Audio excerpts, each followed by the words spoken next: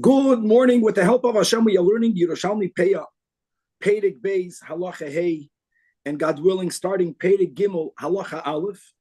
We will learn today Daf Chaf Hey, starting Mamish on top of the Amid.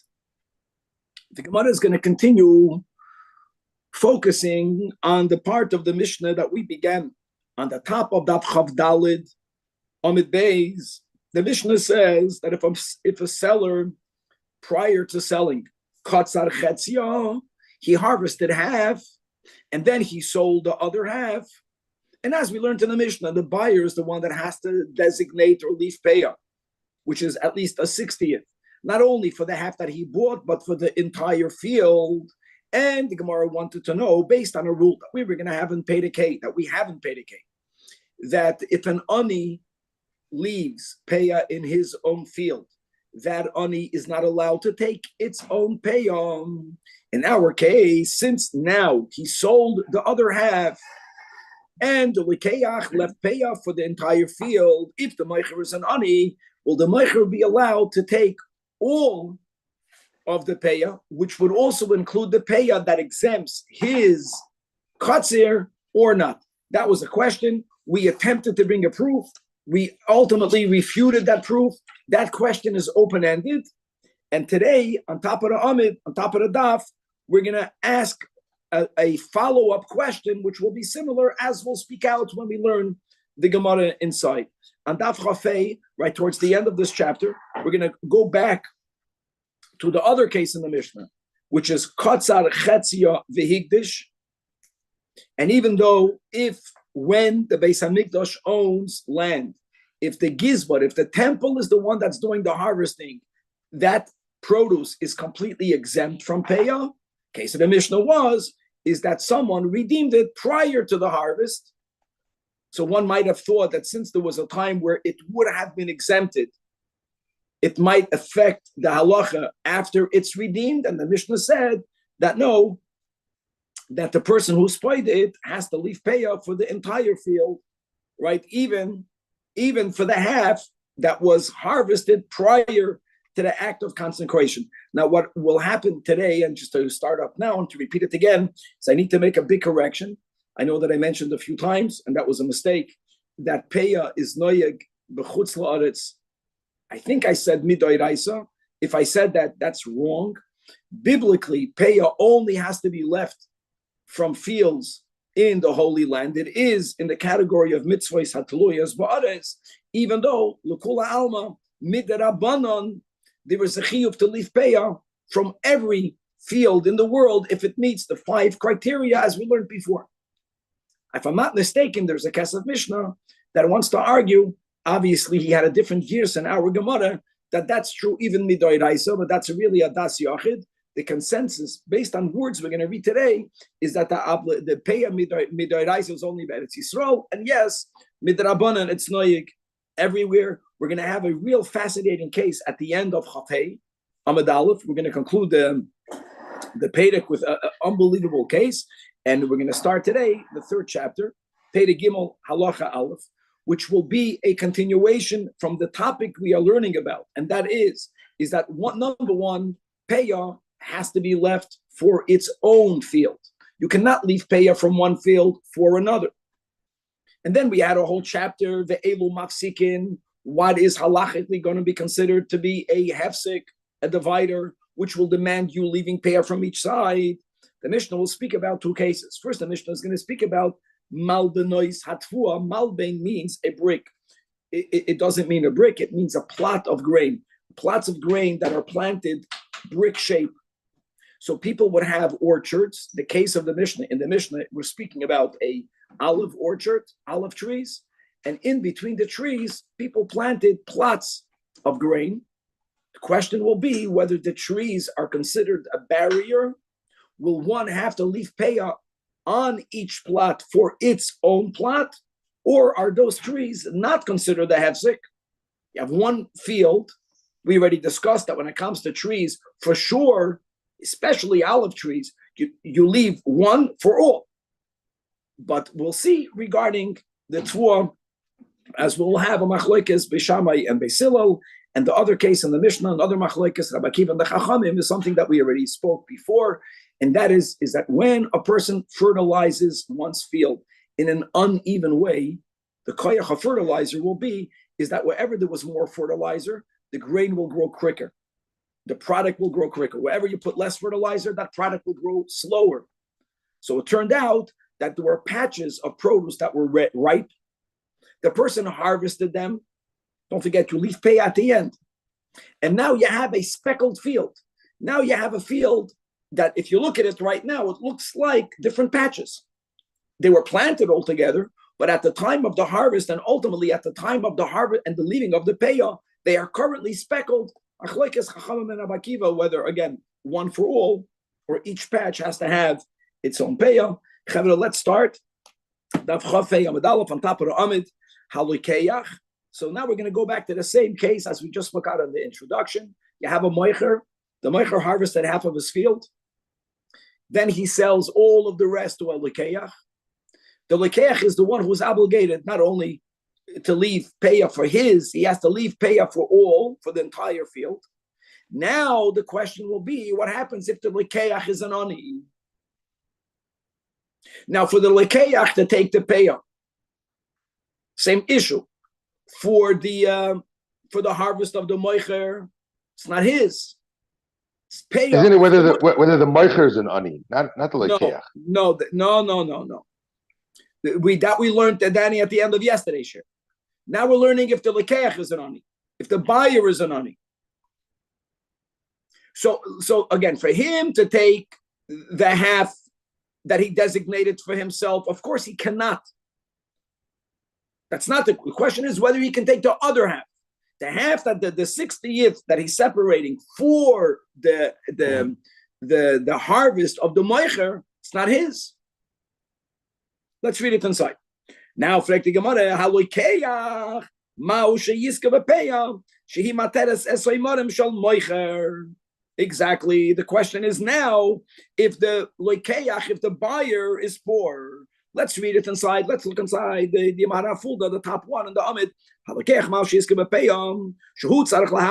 He has to designate even also the Shmuel Chetzio Shel Moicher. Then the Moicher sold it before the Shekatz that he harvested before the Mechira. Me name it, do we say all the Maharafulda that Hoyel ve'ina mafresh al peiroise v'rakal Shel Moicher. We're speaking about the 60th for the first half. That's not for him. So the lekech will be allowed to take then that payam. Since he was the one that was obligated to designate it, he had to leave it. By love, and therefore he will not be allowed to take it. It's half he for sure cannot take. Question is, can he take the first half? And here the Gemara has a gavaldic creative answer. So the question, Danny, that you mentioned, which was the last question on Daf Chav Daled Amud Beis, is taka unresolved.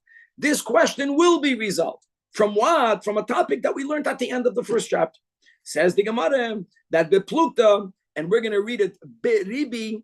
When we quoted this machlekes, we had two different girsois. We're going to go beribi means that whoever compiled this brisa at that time already forgot who was the author, but he knew it was by a great Tana. Beribi from a Tana. And the other side was Rabbi Yehuda Hanasi, Rabbeinu HaKadosh. So, Chevra, to remember this case, what are we talking about? We're talking about a poor person who bought a harvested field. And he bought harvested produce that has to be tithed. And he obviously, we're speaking about the third year and the sixth year in which after Truma and Meiser Rishon, and then you take off Meiser Ani, okay? And the key is that he bought it after the Meruach. Question is, can he keep his own Meiser Ani? What was the question? So if you remember, so we learned that Midoi Raisam, since he bought it after the Meruach, And remember that whole topic, that produce is tevel prior to the designations of, which means that the Meiser Ani was already in it when it belonged to the seller, not to the Ani. So really, Midoy Raisa, it's not his. Even though he separated it, it's not his. He should be allowed to keep it. Question is, do we apply the concept of knas? What shot knas? It's not a knas to how we normally apply. Question will be is that if the Meiser Ani, after he separates the Meiser Ani, will be allowed to keep it, then only the Aniyim who somehow have access to borrowed money, who can buy such produce, they will be the monopoly of all the Meiser Ani. Because the seller, knowing that there's already a meruach, knowing that the buyer has to separate the trumas from Meisers, gives it at a discounted price. So we just threw out a number. He'll sell produce. If he sells the whole 100 apples, he's going to sell it for, let's say, $78. Because the buyer will have to separate 2, and then 10, and then 10. If the ani will get to keep it, he'll pay 84. The seller will be happy. He's not getting 70, he's getting a few dollars more. The ani is happy because even though he paid $4 more, he's getting 10 extra apples. It's a win-win. Problem is that only aniyim will be the ones purchasing and therefore getting the meiser ani. So that would be a reason why you should say that he's not allowed to keep it.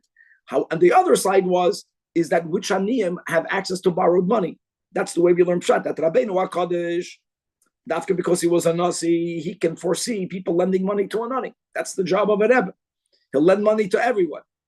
So Rabbeinu HaKadosh says that there is such a knas, and Biribi says there is no such a knas. That's the machlokes. So the Gemara is saying Gavaldik is very creative. Let's read it inside. That the plukta, the Biribi, the Rabbi Yehuda Hanasi, it's mamish dependent on that.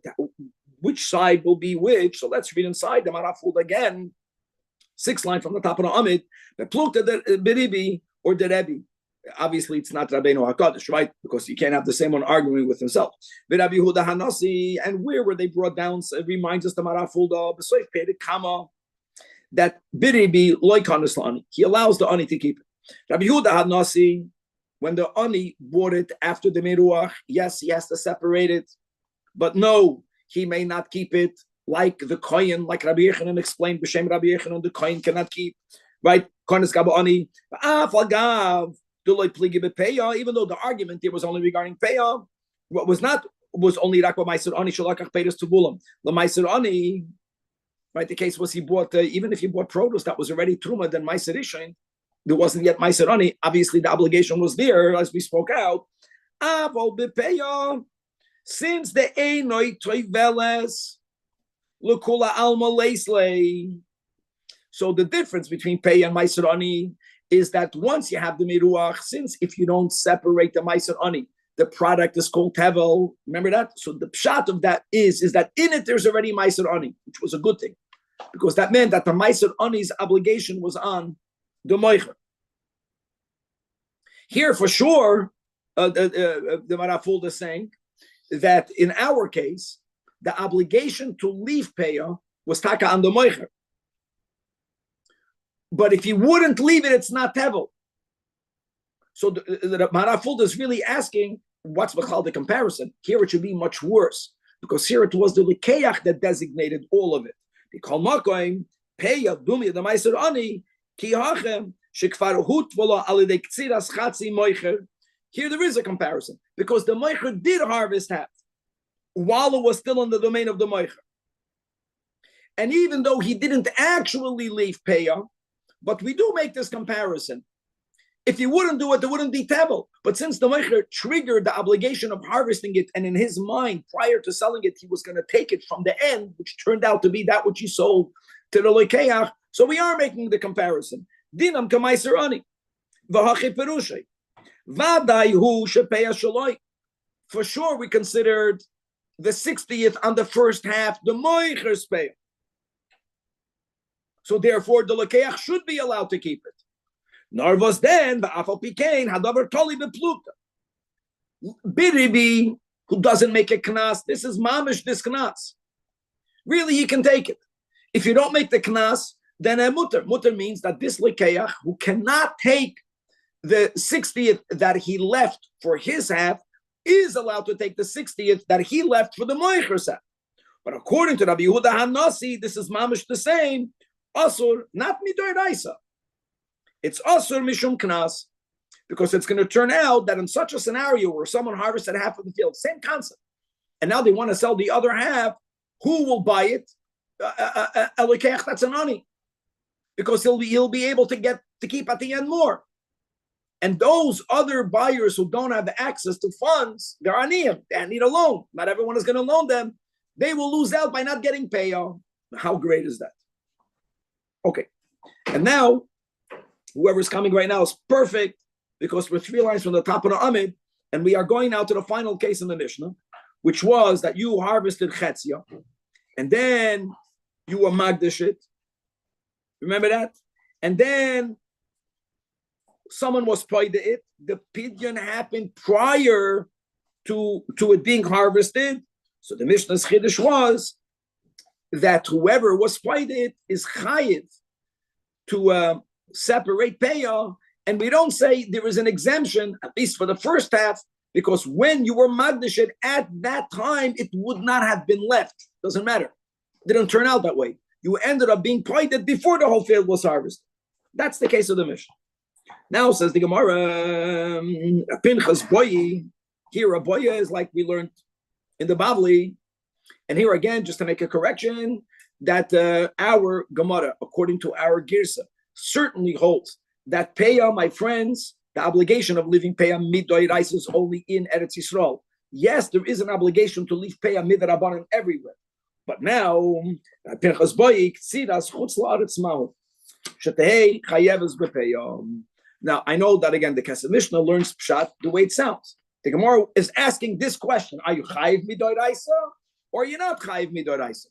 Other than the Kesef Mishnah, everyone else has a very creative way of learning the Pshat. Now, let me give you 2 ways. There is the Maharam Chaviv. Listen to his case. We're going with the premise midoraisa, only Eretz Yisrael.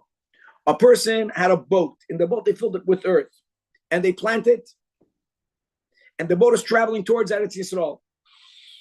It grew chutz la'aretz. When it entered the waters of Eretz Yisrael, that is where you harvested it. Okay? He gives that Rabbi Chaim Kanievsky gives another way of understanding it, all based on not learning it kipshute. Because for sure, midoraisa, not b'chutz la'aretz, is that there was land adjacent to Eretz Yisrael, and you planted. Prior to your harvesting, we halachically expanded the borders of Eretz Yisrael. In other words, when you planted it, when it grew, it was exempt from. Now that you're harvesting it, now you're chayiv. That was this question. So Shaloi Taimar, Pinchas is saying, 1 second, don't give me a quick answer, which would be that what? That hahegdish potter, v'chutz la'aretz potter. Don't resolve it from our Mishnah.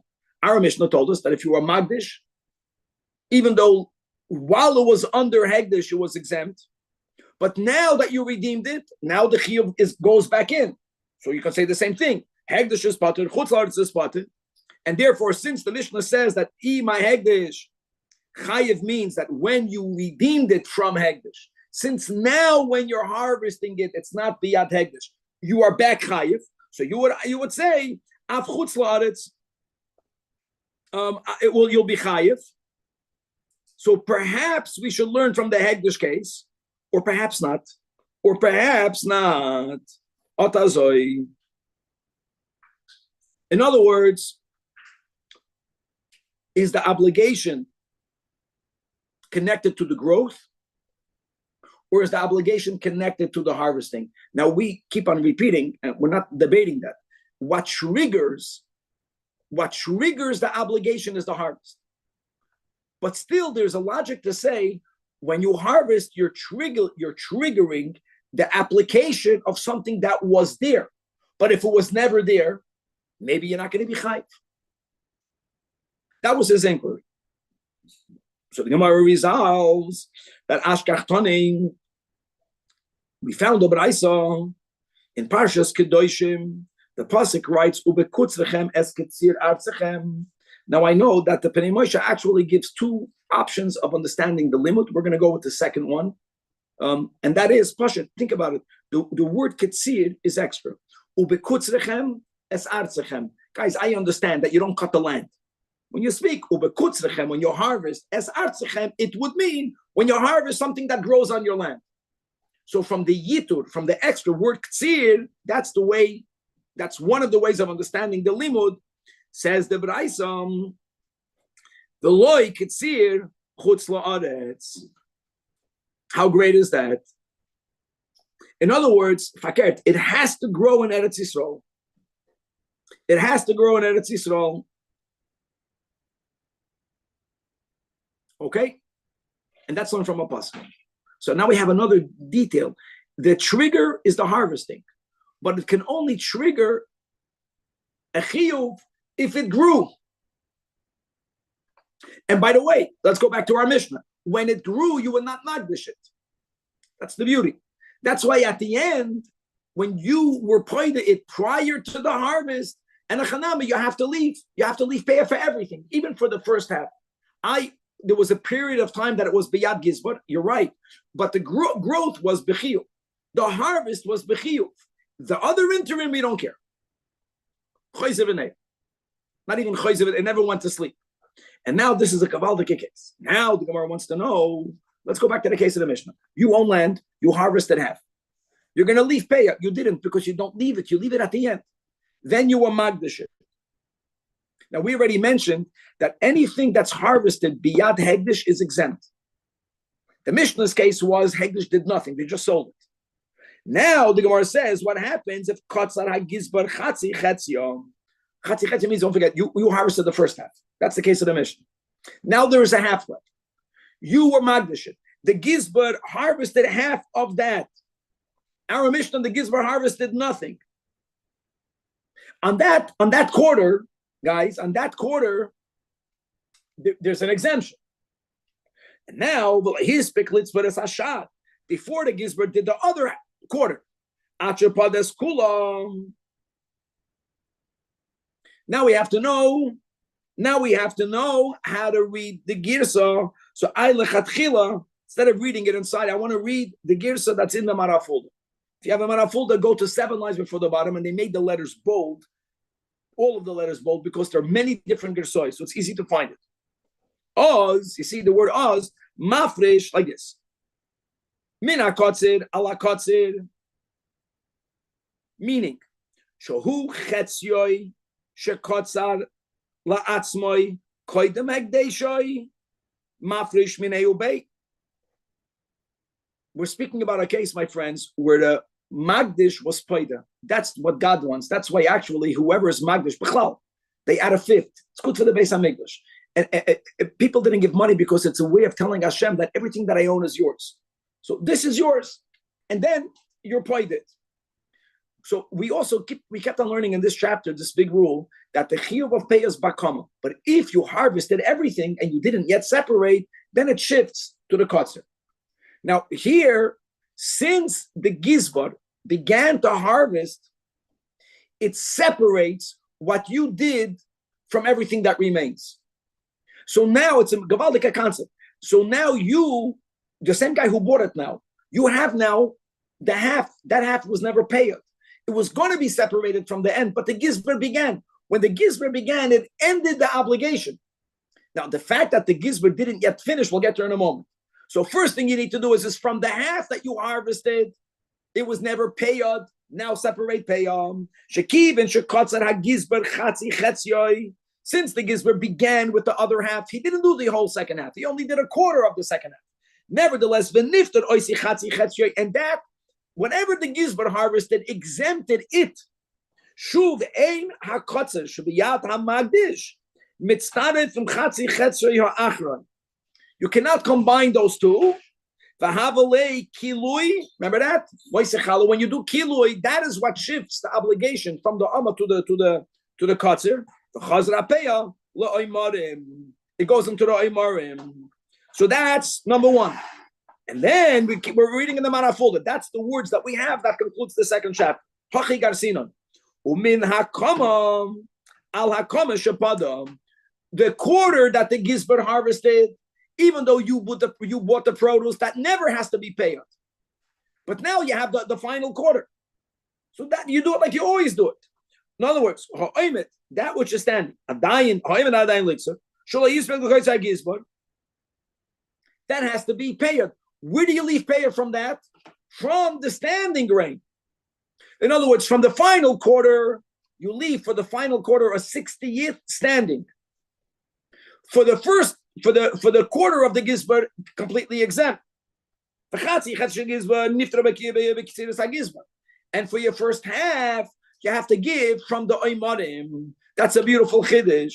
In other words, the ketzira of the gizbar separated what you did for whatever will happen later.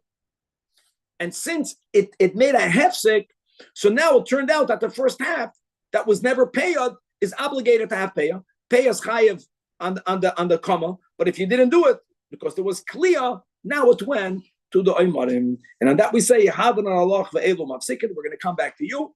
But right now, we're going to go further. Returning to the Chafayim base, we are moving on in the Pedic Malbenois or Malbenois Hatfua, how people refer to this Mishnah. And like we mentioned, that Pedic Shlishi is a hemshech to Pedic Sheni, which is that the premise is Satcha teaches you that Peyah can only be harvested from it on it. You cannot take Peyah from one field on another field. And here we're going to have new cases that were not discussed in which there'll be a question whether a certain phenomena is considered the hefsek, a divider, a division, which would obligate each of the parts to have payah left from it for it, or is it not considered a divider? And here we go with the first case. The word amalbain we know is called a brick. We're using the word brick. It's a borrowed term because if Kevin is here, you can put up a picture, because a brick is a square or it's a rectangular. And when you say the word patch, at least in my mind, something circular comes up. And just the way it worked, the way they would plant grain, that's a great picture. They planted it in squares. A person begins, the Mishnah speaks about Bein Hazesim. We will actually read in the Gemara Braisa that says any tree. But the example the Mishnah gives is an olive tree. There's nothing to talk about that all of these olive trees only need to have one payah left for it all. We learned that an olive is even more than a charuf. We're not talking about the olive trees. That we know they did. Question is on the tfuah. And if the patches were planted in a way where they're mamish separated by trees, one plat from the other, means when you plow it, you cannot plow from one into the other. Stand alone. Whether the trees are considered the hefsek. It's very simple. Plots of grain, bricks of grain, squares of grain, rectangulars of grain that are planted in between zaysim.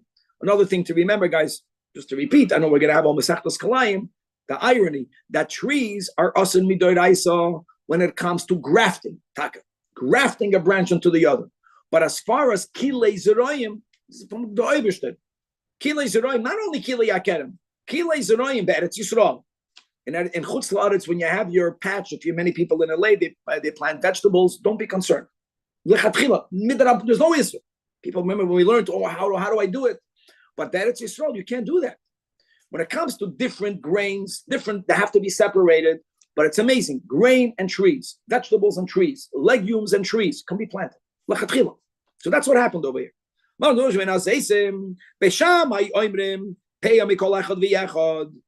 In other words, Beishamai holds that the trees act as a barrier. And Beisil will argue, what do they say? No, it's not a barrier, and therefore, may achas al hakoil. If you want, listen, guys. In other words, you are allowed to leave from one plot. It has to be a 60th for everything. In other words, Beisil holds that the trees are not a barrier. Now we're going to have in the Gemara some very important qualifications. We'll get there soon. Zak the Gemara umaydim, zak the Mishnah umaydim. Here, as you will see, umaydim means Beishamai will agree with Beisil, right? Beishamai holds that it is a barrier. It's amazing, right? Beishamai is Gevura. Gevura sees more healthy limits. Sil is more chesed, more united.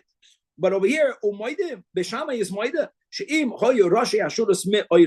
That if the ends of the rows merge one with the other, all right. In other words, the trees do not extend all the way from one end of a plot to the other end of a plot. If you remember, we had a few daf ago, we had that hill that was planted in steps And the word is that if the edges of the rows were not 10 tfachim high, they were so low that you can take a plow and you can just go up. It's considered one field. Same concept. In other words, even if Ruba de Ruba are separated with trees, but it was planted in a way dafke where at the edges from one side or of the other side they connect one with the other.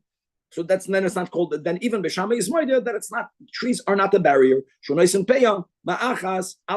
guys, a lot more in the Gemara about this. Let's go to the next case in the Mishnah. Second case in the Mishnah.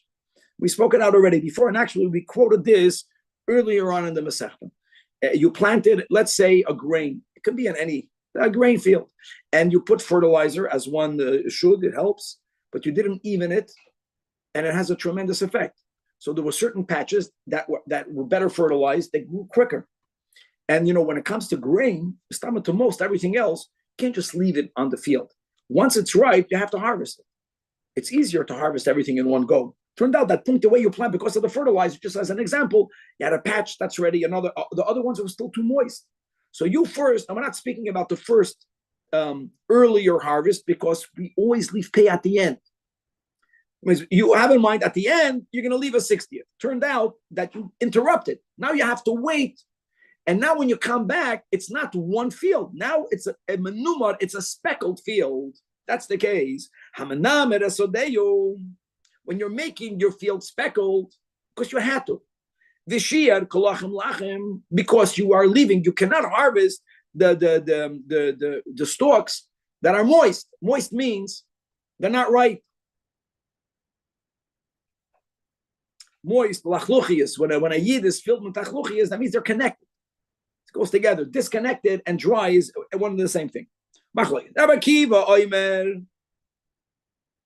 speaking now that you have patches. Okay, in other words, what is the division over here? The bare land, Danny. Now, if you remember the first Mishnah in Perek Beis, one of the dividers was bur, was nir. But you can't compare that case to this case. Bur meant lachatchila you'll have to fallow. The chiddush of Rabbi Akiva is that right now you have bur in between one or the other. You have fallow land. The chachamim oimrim that no. In other words, when you began to harvest, let's say the ones that ripened earlier, that's the beginning of the harvest for the full field. You began, and when you end, you leave it one for all. The part that grew that was harvested earlier, how are you paying that part? I was thinking about that, and what came to my mind. First of all, the Gemara might discuss it based on what we learned until now. Since you're making it into spots from the harvested grain. One second. Since you're making it into spots, and Rabbi Akiva will consider that every spot separate, right? So then, and that first go. At the end, you have to leave for it. Let's say it's 50%, 50%.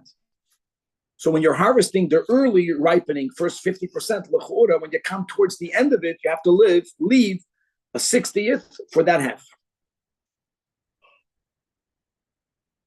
Because patches, if you think about patches, then just if you can imagine it, the first area were not separated one from the other.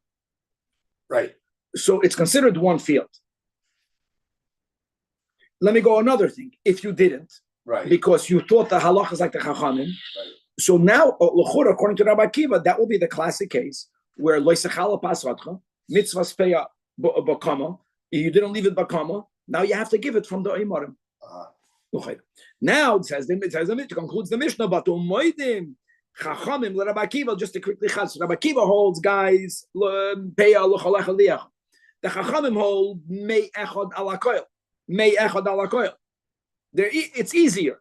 However, not in the case where you planted it all together, it just ripened at different phases. What happens if you planted either sheves or chardel?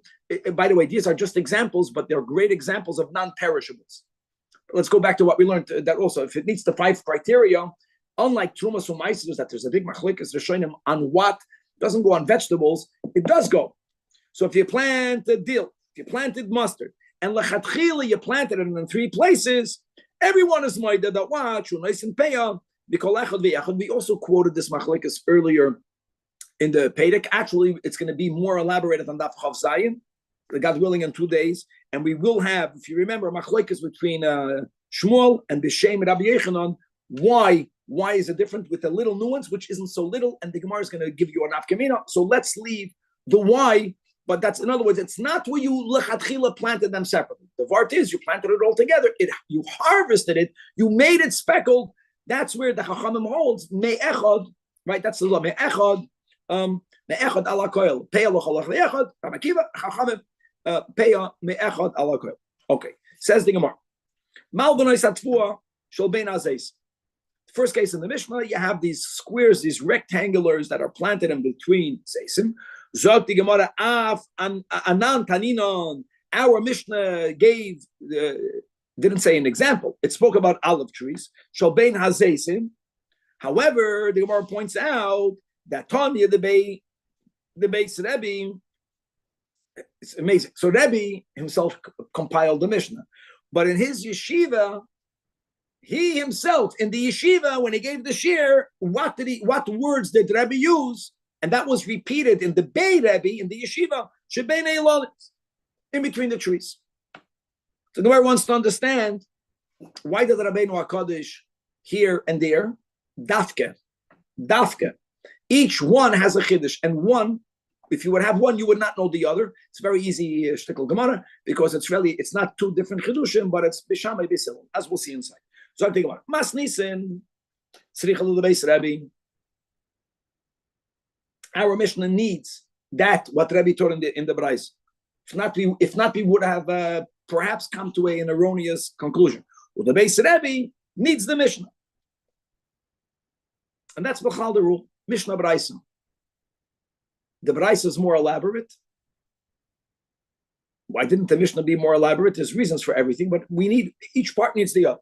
It explains. Ilu taninon anan v'loy tanon the Beis Rebbe. If whenever we would chazer this halacha, we would always say shebein azeis, malbonos atfua, or malbonos of anything that's chayiv, which are bein azeisim havinan amrinon. We could have said, and that would have been a mistake. That lo yamarna here has to go to Bishamai. Bishamai is the one that holds it's a barrier. Now, guys, zeisim itself is chayiv in peyah. Even though we mentioned that Midoy Raisa, the Mishnah, I think, gave 8 trees, but they all have to have the commonality that it has to be a non-perishable. Machnisan lekiyum. I don't know what non-perishable means. 2 months, 5 months, 8 months. One thing is clear, that the chiddush of olives is that olives is not longer lasting than apples, but apples is a perishable for payah. Olives and grapes, that's the chiddush, that even though they themselves are perishable, since the majority of them are grown for oil or for wine, and oil and wine are non-perishables, so they are included in the 8 examples. So Zeisim is a tree that you have to leave payah. And Beis holds that it's considered a divider. Maybe you know why it's a divider? Because it itself is chayv and payah. You would have said that. That have a meaning that lo yamarna. They only said it elo shebein hazeis, because since davar olives is something that is biblically obligated to be payad, makes sense that if there is an obligation to leave payah from the olive trees themselves, it's amazing.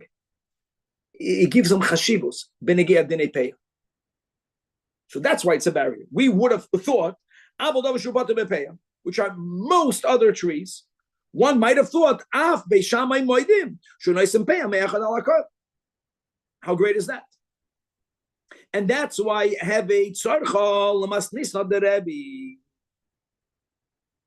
that's why in the Braisa, Rabbi taught Ben Azes. And the Ben Azesim, it would not have been enough. You would not have understood Shitas Beis Shammai. So what did Rabbi do? Rabbi said in the yeshiva, Beinoi Lonois, for you to have clarity that Shitas Beis Shammai is even Beinoi Lonois. And note that since we paskin like Beis Hillel, to the point where Chazal say, Beis Shammai b'makom Beis Hillel is not even a Mishnah. So it's clear why in the Mishnah, who should Rabbi be focusing on? Be'ikir, on Beis Hillel. The Braisa, the Beinei Lanois, was important for you to know Pshat and Beis Shammai. But if Rebbe in the Mishnah would have said like in the Braisa, then you would have made a mistake. B'shitas Basil. If we only would have had the girsa that Rebbe taught in his yeshiva,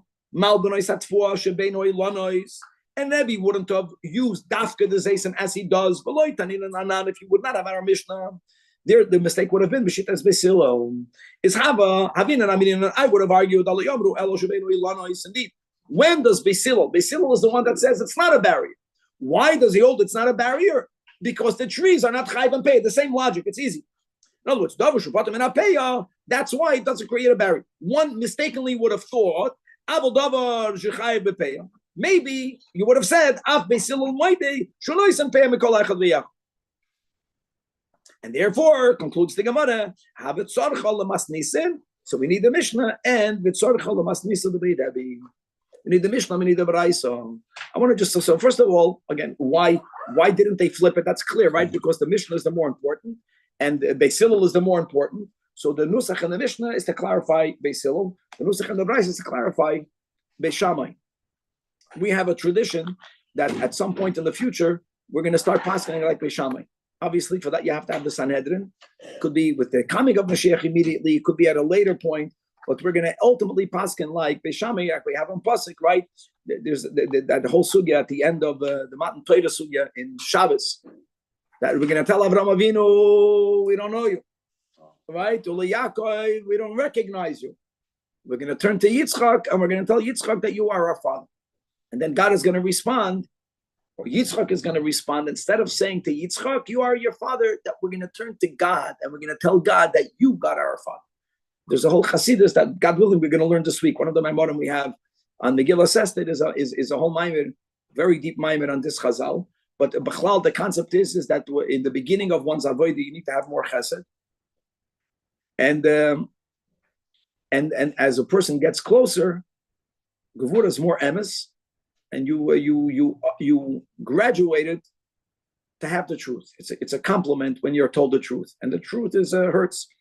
But look at the irony. So it chaps that the Mishnah, the Braisa means outside, the outside. You would think that when you're dealing with the outside, you have to be chesed. The inside, you can be more gevurah. Here it's the punkt fakir. The Mishnah is Beis Hillel, and the Braisa uses a lashon because the Braisa wants you to know shitas Beis Shammai. Chaps the opposite of the way it normally is. That's the big chiddush over here, and we'll leave it at that. And God willing to be continued. Well, I like this one. Rabbi, Elat is chutz la'aretz, no doubt.